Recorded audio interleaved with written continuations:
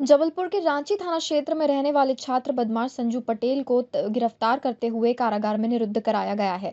थाना प्रभारी उमेश गोलानी से प्राप्त जानकारी के अनुसार विश्वकर्मा मोहल्ला पुरानी बस्ती निवासी संजू पटेल लगातार 2017 से अपराध घटित करते आ रहा है, जिसके विरुद्ध हत्या का प्रयास, विस्फोटक पदार्थ अधिनियम, अवैध वसूली, चोरी, आबकारी, आर्म्स एक्ट, मारपीट आदि के 27 अपराध पंजीबद्ध है, जिसके विरुद्ध समय समय पर प्रतिलांत्मक कार्रवाई की गई। आरोपी संजू पटेल के आपराधिक कृत्यों के कारण क्षेत्र में भय एवं आतंक का वातावरण इतना अधिक निर्मित हो गया है कि लोग सूचना देने एवं रिपोर्ट करने से डरते हैं एवं असुरक्षित महसूस करते हैं। शातिर बदमाश संजू पटेल के विरुद्ध एनएसए का प्रकरण तैयार कर जिला दंडाधिकारी जबलपुर के समक्ष प्रस्तुत किया गया है। जारी हुई है जिसका जुलूस भी निकाला गया है, क्या कुछ है? देखिए, ये संजू पटेल नाम का बदमाश है और यह चिन्हित गुंडा बदमाश भी है। इसके विरुद्ध विभिन्न धाराओं में 27 अपराध अभी तक रजिस्टर हैं और यह पिछले 6-7 सालों से लगातार अपराध किए जा रहा था। इसका क्षेत्र में काफ़ी आतंक हो गया था और आतंक इतना बढ़ गया था कि लोग इसकी शिकायत करने से भी डरने लगे थे। पुलिस ने जो है इसके विरुद्ध एनएसए के प्रकरण तैयार करके श्रीमान पुलिस अधीक्षक महोदय के माध्यम से माननीय कलेक्टर महोदय के समक्ष प्रस्तुत किया और इसके अपराध देख के, चूँकि इसके विरुद्ध अवैध वसूली, हत्या के प्रयास, बमबाजी, इस तरीके के बहुत जघन्य अपराध थे, तत्काल ही कलेक्टर साहब ने इसके विरुद्ध एनएसए का वारंट निकाला और हमने फिर इसको मुखबिरी लगा के और इसको रात में गिरफ़्तार किया है। रात में गिरफ़्तार करके एक प्रकरण में और हमने गिरफ़्तारी इसमें की है और उसमें जब्ती कार्रवाई के लिए हम इसके बताए अनुसार गए हैं और वहाँ से पैदल ही इसको फिर आगे कार्रवाई हम कर रहे हैं। एसपी जबलपुर के अभियान के तहत पनानगर पुलिस की कार्रवाई। लंबे समय से फरार 13 स्थायी वारंटियों की तामिली सहित 14 शराब माफियाओं की गिरफ्तारी की गई।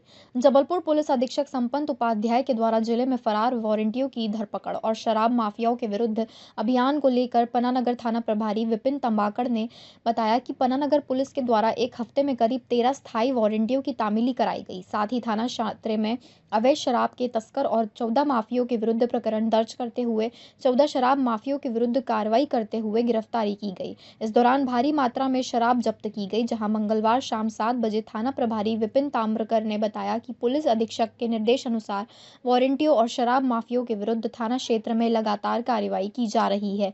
वही कार्रवाई आगे भी जारी रहेगी। पुलिस अधीक्षक महोदय के द्वारा भी फरार वारंटियों की धरपकड़ और शराब माफियाओं के विरुद्ध कार्रवाई के लिए मुहिम चलाई गई थी। इसमें पनागर थाना के अंतर्गत विगत एक हफ्ते में 13 स्थायी वारंट की तामीली की गई है जो लंबे समय से फरार थे और इसी तरीके से शराब माफियाओं के तहत बृहद कार्रवाई करते हुए विगत एक सप्ताह में 14 प्रकरण कायम किए गए और आरोपियों को गिरफ्तार किया गया है। सर, ये आरोपी कहाँ के रहने वाले थे? इसमें कुछ छतरपुर, पनागर या इसमें संपूर्ण थाना क्षेत्र में जो अवैध रूप से शराब का विक्रय करते थे, परिवहन करते थे, उनके तहत कार्रवाई की। इनमें कई प्रकरण छतरपुर गांव से भी बनाए गए हैं और इन आरोपियों के विरुद्ध वैधानिक कार्रवाई की गई। जिला कलेक्टर राघवेंद्र सिंह ने की घोषणा। अब धन भंडारण करने वाले बिचौलियों की जानकारी देने वालों को 21,000 तक नगद पुरस्कार। जबलपुर कलेक्टर राघवेंद्र सिंह समर्थन मूल्य पर धान उपार्जन की प्रक्रिया से बिचौलियों को दूर रखने तथा वास्तविक किसानों को ही धान की खरीदी सुनिश्चित करने के उद्देश्य से जिला प्रशासन ने एक और बड़ी पहल की है। प्रशासन ने अवैध धान के भंडारण की सूचना देने वाले नागरिकों को नकद पुरस्कार देने की घोषणा की है। सूचना देने के लिए 2 मोबाइल नंबर भी जारी किए गए हैं। प्रशासन ने स्पष्ट किया है कि सूचना देने वाले व्यक्ति का नाम पूर्णतः गुप्त रखा जाएगा। धान के अवैध संग्रहण की सूचना देने वालों को नगद पुरस्कार देने की यह पहल कलेक्टर राघवेंद्र सिंह के निर्देश पर की गई है। इस संबंध में जारी आदेश में कहा गया है कि कुछ व्यापारी और बिचौलियों किसान से कम मूल्य पर धान खरीदकर या अन्य जिलों से लाकर इसे फर्जी तरीके से किसानों के नाम पर उपार्जन केंद्रों पर बेचने का प्रयास करते हैं। यह कृत्य न केवल शासन को आर्थिक क्षति पहुंचाता है, बल्कि वास्तविक किसानों को समर्थन मूल्य के लाभ से वंचित करता है। इस पर नागरिकों के सहयोग से ही ज्यादा प्रभावी तरीके से रोक लगाई जा सकती है। धान खरीदी में प्रायः एक समस्या ये आती है कि मतलब किसानों से बहुत सस्ते दर पे खरीद के धान जो है और उसको फिर बाद में उपार्जन समितियों में उसको बेच दिया जाता है। तो इसमें किसानों को भी नुकसान होता है और बाकी उपार्जन का लक्ष्य यह है कि किसानों को सही रेट मिले, न कि बिचौलियों को। तो इसके लिए ये एक योजना है जिसके अंतर्गत अगर कोई हमें 100 क्विंटल तक का अगर सूचना देता है कि अवैध भंडारण कहीं किया गया है सिर्फ और सिर्फ उपार्जन केंद्र में बेचने के लिए, तो उसको 5100 रुपये, 100 से 200 क्विंटल अगर किया हुआ है तो 11,000, और फिर 200 से 500 क्विंटल तक किया हुआ है तो उसको 21,000 रुपये का राशि जो है हम लोग उपलब्ध कराएंगे इनाम के तौर पे। उसका जो व्यक्ति हैं उनकी सूचना गोपनीय रखी जाएगी। उनके इसके लिए 2 नंबर भी जारी किए गए हैं, CVG नंबर, उस पर वो अपनी सूचना दे सकते हैं। सर, अभी पिछली बार भी धान खरीदी को कुछ किसान रह गए जिनका अभी तक भुगतान नहीं हुआ है, उसको लेकर भी कुछ है इसमें? जो 2 तरीके के विषय हैं। एक तो जो गबन इत्यादि के मामले हैं, उसमें स्पष्ट निर्देश ये है कि जो अपचारी कर्मचारी रहे हैं उनसे रिकवरी करके और उनको ये राशि जो है किसानों को उपलब्ध करानी है। इसमें हम लोगों ने उन पे RRC जारी कर दी है। RRC की समय सीमा जो है 2-3 दिन में समाप्त हो जाएगी। उसके बाद फिर अगर वो राशि नहीं जमा करते हैं तो हम कुर्की जब्ती पे प्रोसीड करेंगे। कुर्की जब्ती करते हुए उनकी जो संपत्ति है उसको नीलाम करके और फिर वो राशि जो है जो संबंधित किसान जिनका बकाया उनको उपलब्ध कराएंगे। इसमें सर लगभग कितना समय लगेगा? जो किसान लगभग 1 महीने का समय इसमें लगना संभावित है। जबलपुर के गड़ा थाना में एक पीड़ित महिला ने मेडिकल कॉलेज अस्पताल के पूर्व चिकित्सक डॉक्टर प्रफुल्ल भदौरिया के ऊपर शादी का झांसा देकर दैहिक शोषण किए जाने की शिकायत दर्ज कराई है। पीड़िता ने पुलिस को बताया कि आरोपी चिकित्सक द्वारा 2023 से 2025 तक लगातार उससे शारीरिक संबंध बनाए और अब शादी के लिए मना कर रहा है। CSP आशीष जैन ने बताया कि अनुसार पीड़िता मंडला जिले की रहने वाली है, जो 2009 में अपने पति के उपचार के लिए जबलपुर के मेडिकल अस्पताल पहुंची थी, जहां पर उसकी मुलाकात आरोपी डॉक्टर से हुई थी। इसके बाद दोनों के बीच नजदीकियां बढ़ी और 2023 से लेकर 2025 तक लगातार दोनों संपर्क में रहे। वर्तमान में वीरता के शादी के आग्रह को ठुकराते हुए आरोपी चिकित्सक मध्य प्रदेश के बाहर कहीं चिकित्सा की सेवाएं प्रदान कर रहे हैं। बरेल पीड़िता की शिकायत पर पुलिस ने मामला दर्ज करते हुए आरोपी डॉक्टर को खोजना शुरू कर दिया है। जी बिल्कुल, गड़ा थाना अंतर्गत एक मामला जो है मंडला की एक 45 वर्षीय महिला के द्वारा रजिस्टर कराया गया है, जिसमें उसने बताया कि करीब 2023 से डॉक्टर प्रफुल्ल भदौरिया जो मेडिकल में डॉक्टर थे, उनके द्वारा 2023 से लेकर अक्टूबर 2025 तक उस महिला के साथ उनके संबंध रहे हैं और जो है उसके बाद अब वो उनसे शादी करने के लिए मना कर रहे हैं। तो इस पूरे वाकया के अंतर्गत हमने मामले की तफ्तीश की और प्रकरण में धारा 69 BNS का मुकदमा डॉक्टर प्रफुल्ल भदौरिया के अगेंस्ट में पंजीबद्ध किया है। ये जो लड़की है कुछ पैसे की लेने की बात सामने आ रही है, तो क्या है पूरा मामला और ये कैसे टच में आए? जी बिल्कुल, ये मामला इस तरह का है कि 2010 में जो है महिला के पति का एक्सीडेंट हुआ था, जिसमें एक्सीडेंट में करीब वो 1 महीने मेडिकल हॉस्पिटल जबलपुर में भर्ती रहे थे। इस दौरान उनका डॉक्टर प्रफुल्ल भदौरिया से संपर्क हुआ और उसके बाद से वो लगातार संपर्क में रहे हैं और 2023 से लेकर 25 के बीच में इनके बीच में संबंध बने हैं। और पैसे की बात के संबंध में अभी स्पष्ट जानकारी नहीं है हमारे पास कि इनकी क्या मामला है क्या नहीं है पैसे के संबंध में, परंतु जो तथ्य शादी के झांसा के सामने आए उसके आधार पर हमने धारा 69 का मुकदमा पंजीबद्ध करके विवेचना में लिया है और आरोपी डॉक्टर की हम अभी तलाश कर रहे हैं। आरोपी कौन है, कहाँ का रहने वाला है, क्या करता है अभी? आरोपी जो है ऐसा संज्ञान में आया है कि आरोपी जो है MBBS डॉक्टर हैं और वर्तमान में कहीं मध्य प्रदेश के बाहर किसी स्थान पर रह के वो पोस्ट ग्रेजुएट की डिग्री कर रहे हैं, ऐसा सुनने में आया है। और बाकी जो उनकी डिटेल्ड जानकारी के लिए हम medical superintendent medical college Jabalpur से हम पत्राचार कर रहे हैं, जिससे हमें और उनकी डिटेल जानकारी मिलेगी। इसके आधार पर हम उन्हें गिरफ्तारी करेंगे। जबलपुर से आ रही है बड़ी खबर। लोक निर्माण मंत्री राकेश सिंह करेंगे शहर के सभी प्रमुख चौराहों का कायाकल्प। जबलपुर के अंदर प्रवेश करने वाले सभी चौराहों का होगा सुंदर निर्माण।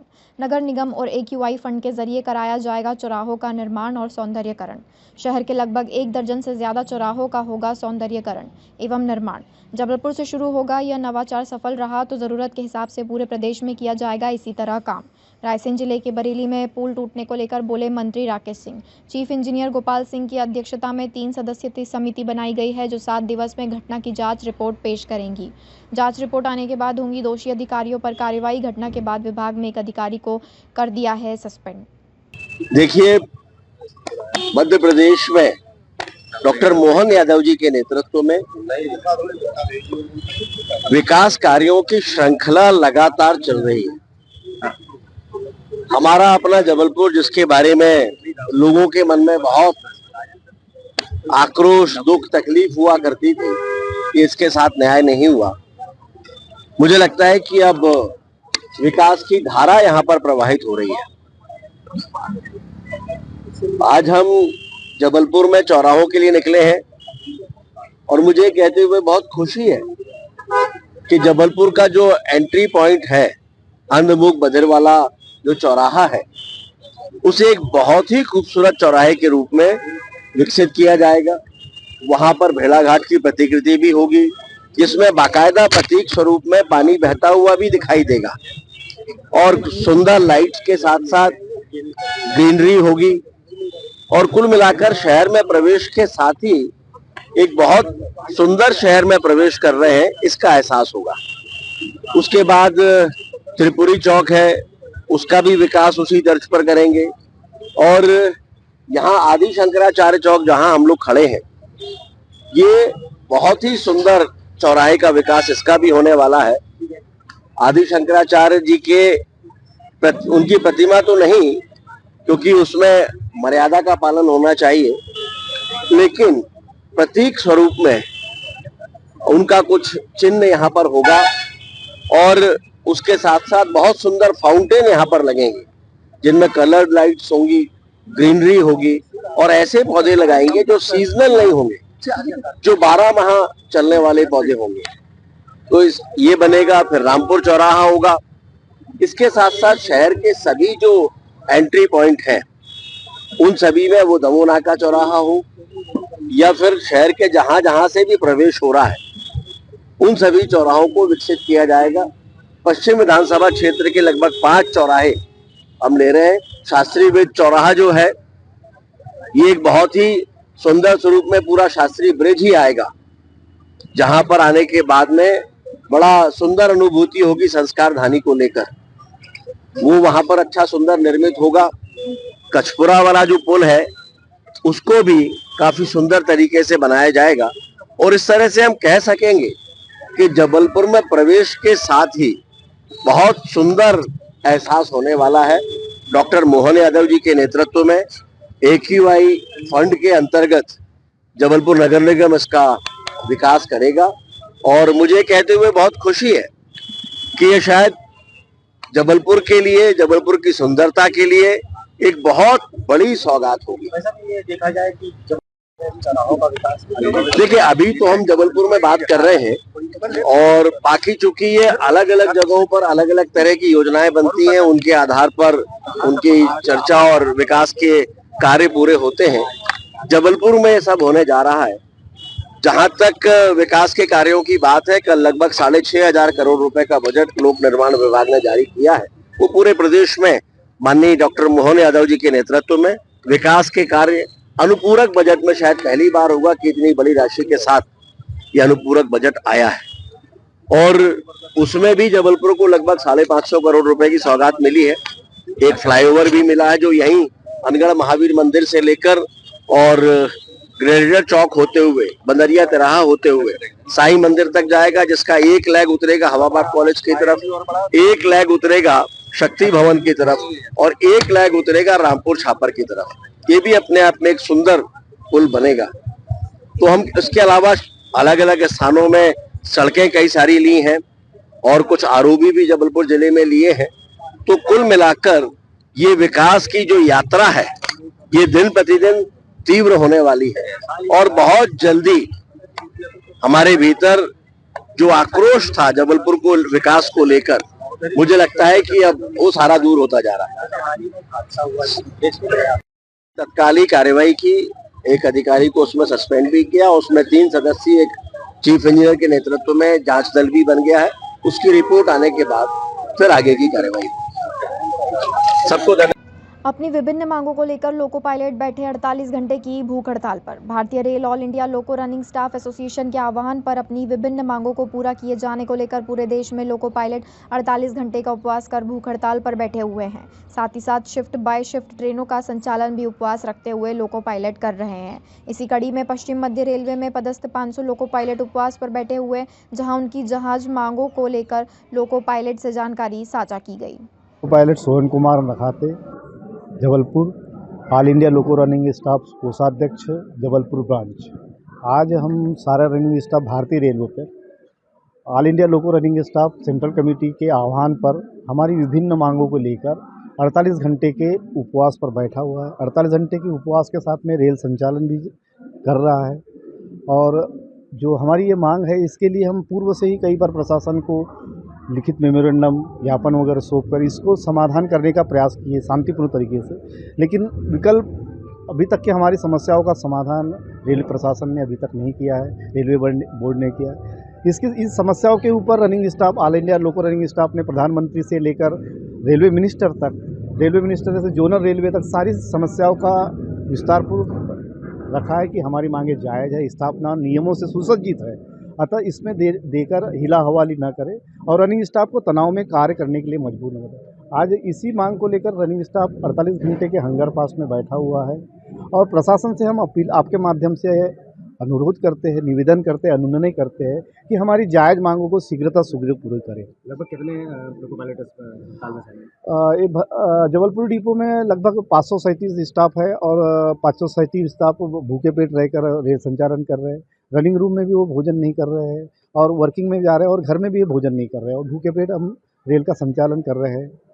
क्या है प्रमुख मांगे? प्रमुख मांगे है कि जो सेंटर कर्मचारी केंद्रीय कर्मचारियों का जो डीए 50% जो बढ़ा है उसके बारे में सारे से केंद्रीय कर्मचारियों के जो भत्ते हैं 25% बढ़ चुके हैं, परंतु रनिंग स्टाफ के साथ में सौतेला व्यवहार करके उनके जो जायज़ मांगों को टोकरी में कचरे के ढेर में टोकरी में डालने का प्रयास किया जा रहा है। जो हमारी जायज़ मांगे है, हमारे खून पसीने की कमाई है, जिसको देना न्यायपूर्ण है और देना चाहिए, इसी को लेने के लिए हम सारा रनिंग स्टाफ आक्रोशित है और ये 48 घंटे का हंगर फास्ट कर रहे हैं। और हम आप सब मीडिया बंधुओं के माध्यम से हम रेल प्रशासन को, माननीय रेलवे मिनिस्टर को इस चीज़ के लिए आगाह कर रहे हैं कि रनिंग स्टाफ के साथ में सौतेला व्यवहार करके आप रेलवे की सुरक्षा और संरक्षा और यात्रियों की जान माल को खतरे में न डालें, क्योंकि Sohan Kumar Nakhate, loco pilot goods, all India